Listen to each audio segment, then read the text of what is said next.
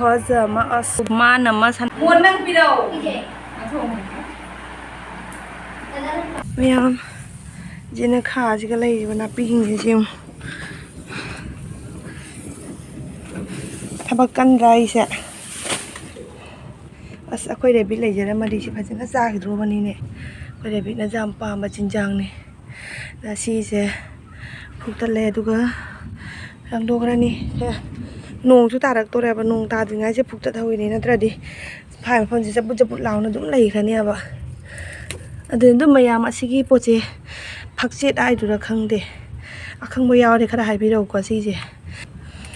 असिगी स्वाइ मफमसे लेइखे आई नुपा हौगलगा मानसी लोइसनजरानी आई हुजिक पक्तना इरुथोगा चाक थोंगद्रोबनी inspection लैये ngasi aduna dress sela satlini maya mokoi papa no one record tori one record kitang ngare 70 maya mark duty chakhidore loisana loikhare maya mark duty chakhare aduga nanaga iga ngasi se jaru pra bazar de sabji khara logena lakpadagi dum canteen da oina change ado mayam canteen manung da diwa ngang bagidi yadamnina aina dum video khara lorokpane abado aina huji changai ba canteen da suro pangi canteen achobo duni sida pot jam le hawe kaida takino suro main road ta thokino gate tagi wanglangi no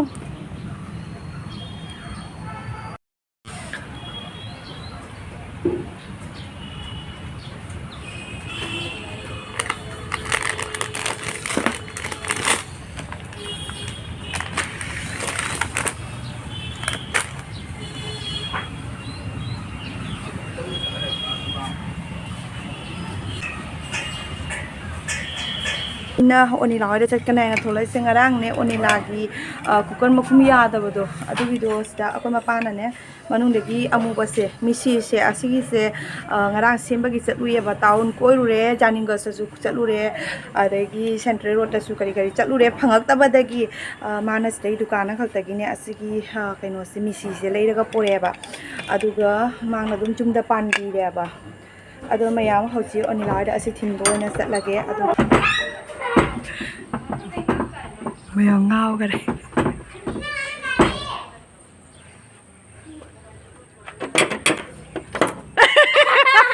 con ăn này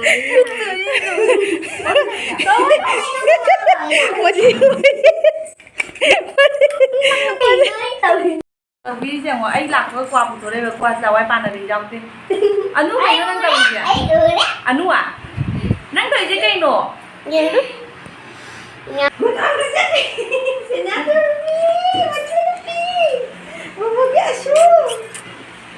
mà phi chưa chồng ai ăn ăn chán thì nó lại chơi lên đi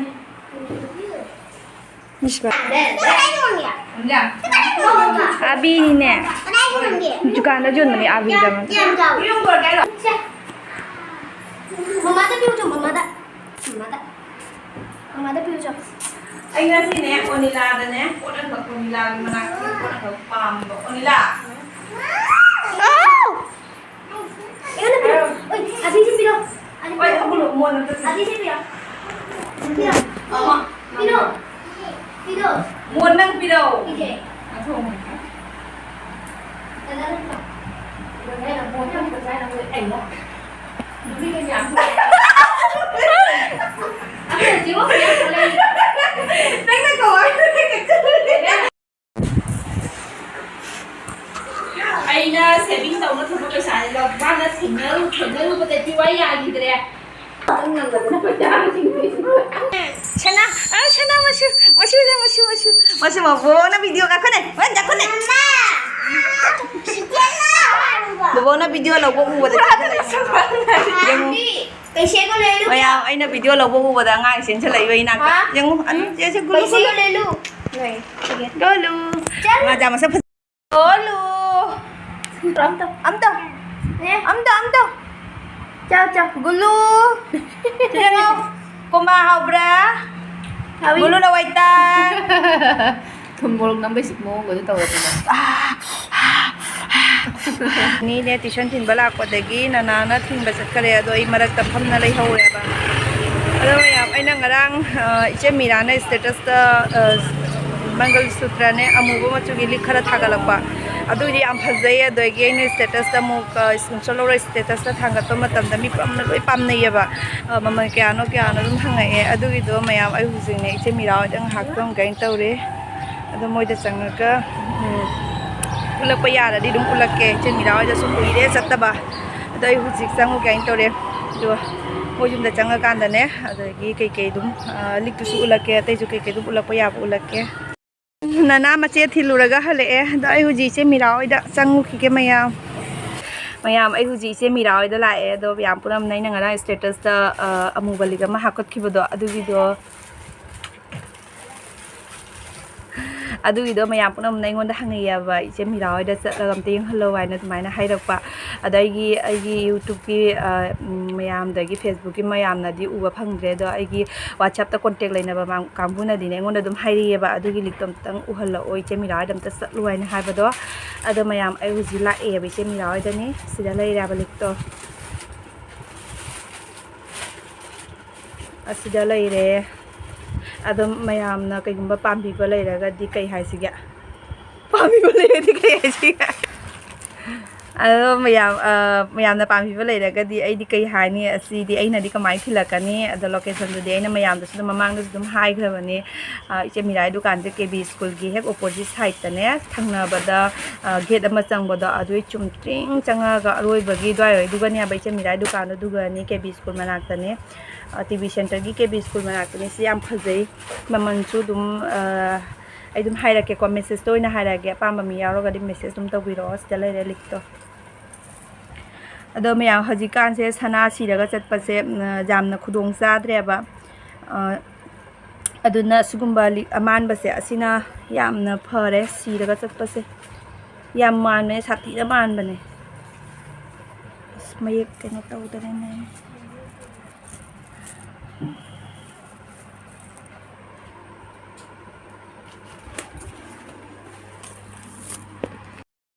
mayam sida laire likto khuma nama sana khuma nama asemba sana khuma nama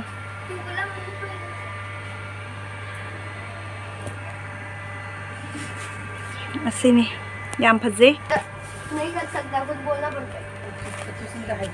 kari haidinu ne ado mayam siga su likhara laire asisu yeng halake ko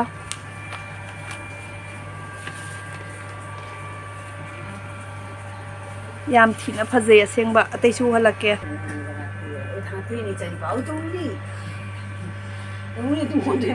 masa kan camera pai halu अल्लाह mummy YouTube में भेजेगी इसको mayam se sana na kari helu doino sana de hen bangatani fazare khuja khubaja ma fazare se mauzare bo asigi machu yam thina pamjare idi fazai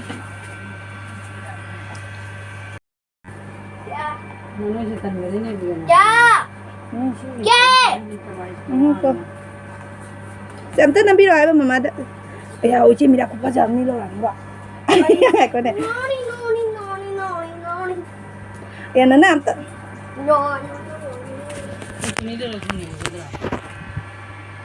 ôi ya có giờ đi nhỉ ya con này phải giờ ra là bạn phải gì nữa ra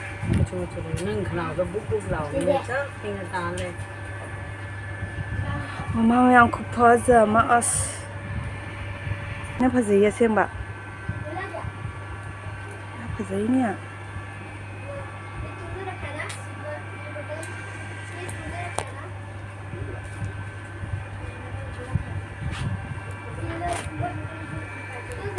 Ini mai laure si grey color si yang pamje ba ini asi ma laure siga su lai re red color gi su lai re amu ba black su lai cotton su lai sar ba bek tap chang ba jana ani gi piece da lai asi ko asi di kai no ne cotton na te cotton mix ni asi gi piece ano ba lai ma re che gi na tra dai cha Ya mama. Hả? Amma the proke. Kari ama nói.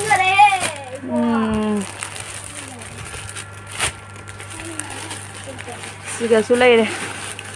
Eche Mira ki dukan ji ki phaba ina kainom ra siga su pot loina sui mamang su mayam da dum share tawraban ai ngasi su yam thina nungai re eche ki dukan da lak pase aina dumne aina video nambada Facebook ta ka dum upload tawa matam da ne mi myam na so ingon da hangai da na sigi dukan se ka dai da no aina hanga ko se aina dum location haiba matam da mi sing su alak ko mi na su dum marak ta su dum yaw mare ba ko haiba ai gi video yengraga la ini kaina dum haiba yaw mare ba adu tab dai sati na wa khan nungai ba ado kai gumbai ngasi video se upload tawa matung da to ko mi na su dum thengna bi lai raga di kai gumbai gi video gi mateng lo raga Eche Mira gi dukan da chati ba ta raga di adu su dum haibi wa ko ai gi video yengraga lak ko ne na haibi wa mayam simdang mayam da request taw jari waja da ngau je bini hawai jar che kuire phang da ba ada ngasidi phang packet ang katang ai gi damak ta tham jam bhaine se size aso bani XL size ne aso size tu ne da mamandi dum mayam puna mun ju khang nei ni huji kang gi chatna bi maman da duga dum jon doi ne ma ke se aina ma huji maman hai da su mayam puna mun su dum khang na ri ne atai su lai re da su lang jam bhaine dum lai re tharo ngang ma chu ju lai re mateng macha tu dum jol le ni angau ba na lai thok ba Hoji kan je dum shorat karma da ka je sumaina chuni je dum paina ra bane phidu kari kari ina da bada mafam de hai ro ye ko dum ayam bana khoi som da ka lakna ba kangbu thaba de lakna ba kangbu se puri blouse kara lila su dum sugumba chuni se chuni dina ta bada more ma ka sumaina ka ngau bana embroidery set pa se asi je dum paina re ba ayam ba mina paina re asoba size XL size to adumaina Eche Mira dukan da suma yam lei re angau ba gi lei rong thopa da full work to ba su lei re sida su full work to ba le angau ba na full work to ba ni asigi machu ju yam phaje asi machu ji jo aseng ba ko pa jama phaje phaje ne a sia hai ko ne oi phaje ya sia phaje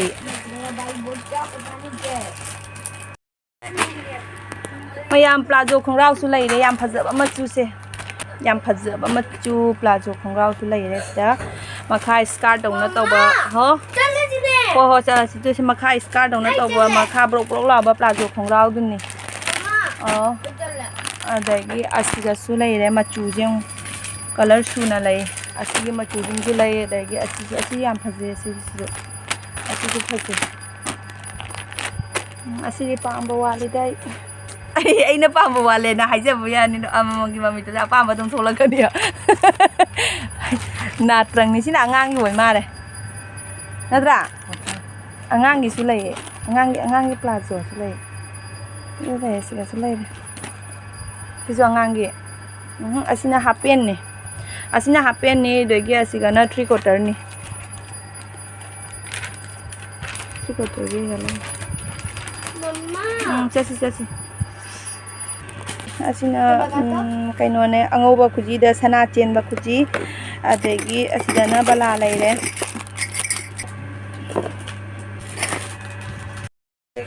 angarang se loboi canteen card de lodoi ni che hana te rongpur de mayam asiga ne select su lai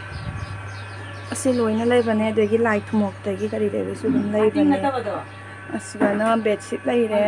se bedsheet lai re asini adagi asiga na mogi kainom phuri angka haibado kainom phuri angka haibani ne adu dun kainom kaw hore mogi kainom haibani adu phuri tun sigi se blanket su lai mayam ayu ji jum da la eba sai singa jana loire ado mayam aina ngasi mayam da wa ma haijaning nge haibadi aina ngasi Eche Mira gi dukan da chaluraga Eche Mira gi dukan da gi pochai ja hata le ramba sinda aina ngasi mayam da puna ma share to riba sumaina aina maite phijol da chaluba matun da su maite phijol gi dukan da lai riba pochai hindo aidu mayam da share to riaba ado atopa pham da aina chalu bada atopa pham da aina chalu bada dum aina jaha loba khangde jaha lai ramba khangde puna mai aina mayam da share to bada asida mayam ꯑꯩꯒꯤ ꯀꯩꯝꯇ ꯀꯥꯟꯅꯕ ꯂꯩꯇꯦꯕ ꯑꯩꯒꯤ ꯑꯃꯥꯡꯕꯁꯨ ꯂꯩꯇꯦ ꯑꯇꯣꯡꯕꯁꯨ ꯂꯩꯇꯦ ꯑꯗꯨꯃꯥꯏꯅ ꯗꯨꯀꯥꯟ ꯐꯝꯃꯤꯕ ꯃꯣꯏꯒꯤꯁꯨ ꯑꯃꯥꯡꯕꯁꯨ ꯂꯩꯇꯦꯕ ꯑꯩꯅ ꯃꯣꯏꯒꯤ ꯄꯣꯠꯆꯩ ꯖꯍꯥ ꯚꯤꯗꯤꯑꯣ ꯍꯥꯞꯈꯤꯕꯗ ꯃꯣꯏꯒꯤ ꯀꯩꯝꯇ ꯑꯃꯥꯡꯕ ꯂꯩꯇꯦ ꯍꯦꯟꯅ ꯑꯗꯨꯝ ꯃꯣꯏꯒꯤꯗꯤ ꯀꯥꯟꯅꯔꯤꯅꯦꯕ ꯑꯩꯅ ꯑꯗꯨꯃꯥꯏꯅ ꯃꯌꯥꯝꯗ ꯁꯤꯌꯥꯔ ꯇꯧꯔꯒ ꯑꯗꯨꯝ ꯃꯤꯅꯁꯨ ꯑꯗꯨꯝ ꯑꯄꯥꯝꯕ ꯑꯃꯃꯝꯅ ꯑꯅꯛꯄ ꯑꯃꯃꯝꯅꯁꯨ ꯑꯗꯨꯝ ꯂꯥꯛꯅ ꯂꯧꯕꯤꯕ ꯌꯥꯎꯔꯦꯕ ꯑꯗꯨꯃꯥꯏꯅ ꯃꯌꯥꯝ ꯑꯩꯅ ꯖꯍꯥꯐꯝꯗꯒꯤ ꯄꯣꯠꯆꯩ ꯖꯍꯥ ꯁꯤꯌꯥꯔ ꯇꯧꯕꯗ ꯑꯗꯨꯗ ꯃꯣꯏ ꯄꯣꯠ ꯌꯣꯟꯕ ꯑꯃꯅ ꯈꯪꯗꯦ ꯑꯇꯣꯞꯄ ꯑꯃꯅ ꯑꯗꯨꯝ ꯑꯃ ꯌꯦꯡꯊꯤꯅꯕꯗ ꯑꯗꯨꯃꯥꯏꯅ ꯌꯦꯡꯊꯤꯅꯕꯤꯒꯅꯨ ꯑꯩꯅ ꯑꯗꯨꯒꯤ ꯗꯨꯀꯥꯟ ꯑꯃꯗꯒꯤ ꯄꯣꯠꯆꯩ ꯑꯩꯅ ꯑꯞꯂꯣꯗ ꯇꯧꯔꯦ ꯁꯤꯌꯥꯔ ꯇꯧꯔꯦ ꯍꯥꯏꯗꯨꯅꯁꯨ ꯑꯩ ꯄꯣꯠ ꯀꯩꯝꯇ ꯂꯧꯗꯦꯕ ꯑꯩꯒꯤ ꯑꯄꯥꯝꯕꯗꯣ ꯂꯧꯗꯣꯏꯅꯦꯕ ꯑꯃꯗꯁꯨ ꯄꯣꯠ ꯄꯨꯝꯅꯃꯛ ꯌꯦꯡꯉꯤ ꯑꯗꯨꯒꯤ ꯑꯩꯅ ꯑꯄꯥꯝꯕꯗ ꯂꯧꯗꯣꯏꯅꯦꯕ ꯑꯗꯨꯅꯅꯤ ꯃꯌꯥꯝ ꯑꯩꯒꯤ ꯑꯄꯥꯝꯕ ꯂꯧꯕ ꯍꯥꯏꯗꯤ ꯑꯩ ꯏꯁꯥꯗ ꯂꯩꯔꯦ ꯏꯁꯥꯒꯤ ꯆꯣꯏꯁꯅꯦ ꯑꯩꯒꯤ ꯑꯄꯥꯝꯕꯗꯣ ꯂꯧꯖꯗꯣꯏꯅꯤ ꯑꯗꯨꯅ ꯑꯩꯒꯤ ꯍꯥꯏꯕꯨ ꯑꯩꯅ ꯑꯗꯨꯝ ꯆꯠꯂꯨꯕ ꯃꯐꯝꯗ ꯑꯗꯨꯗꯒꯤ ꯑꯩꯅ ꯖꯍꯥ ꯐꯖꯕꯁꯤꯡꯗꯣ ꯑꯩꯅ ꯑꯗꯨꯝ ꯃꯌꯥꯝꯗ ꯁꯤꯌꯥꯔ ꯇꯧꯕꯅꯤ ꯑꯗꯣ ꯃꯌꯥꯝ ꯑꯩꯅ ꯉꯁꯤ ꯏꯆꯦ ꯃꯤꯔꯥꯒꯤ ꯗꯨꯀꯥꯟꯗꯒꯤ ꯄꯣꯠꯆꯩ ꯁꯤꯌꯥꯔ ꯇꯧꯔꯛꯄꯁꯤꯡꯁꯦ ꯑꯁꯤꯗ ꯑꯄꯥꯝꯕ ꯌꯥꯎꯔꯒꯗꯤ ꯃꯌꯥꯝ ꯑꯗꯨꯝ ꯆꯠꯂꯒ ꯂꯧꯕꯤꯌꯨ ꯀꯅꯥꯒꯨꯝꯕꯅ ꯑꯩꯒꯤ ꯚꯤꯗꯤꯑꯣꯒꯤ ꯃꯇꯦꯡꯗꯒꯤ ꯀꯩꯒꯨꯝꯕ ꯆꯠꯄꯤꯕ ꯇꯥꯔꯒꯗꯤ ꯑꯩꯒꯤ ꯃꯤꯡꯁꯤꯡꯇꯪꯒꯤ ꯍꯥꯏꯕꯤꯌꯨ ꯉꯁꯤ ꯍꯥꯏꯔꯒ ꯉꯁꯤꯒꯤ ꯚꯤꯗꯤꯑꯣꯁꯤ ꯁ꯭ꯋꯥꯏꯗ ꯑꯗꯨꯝ ꯂꯣꯏꯁꯤꯜꯂꯒꯦ ꯃꯊꯪꯒꯤ ꯕ꯭ꯂꯣꯛꯇ ꯑꯃꯨꯛ ꯊꯦꯡꯅꯔꯁꯤ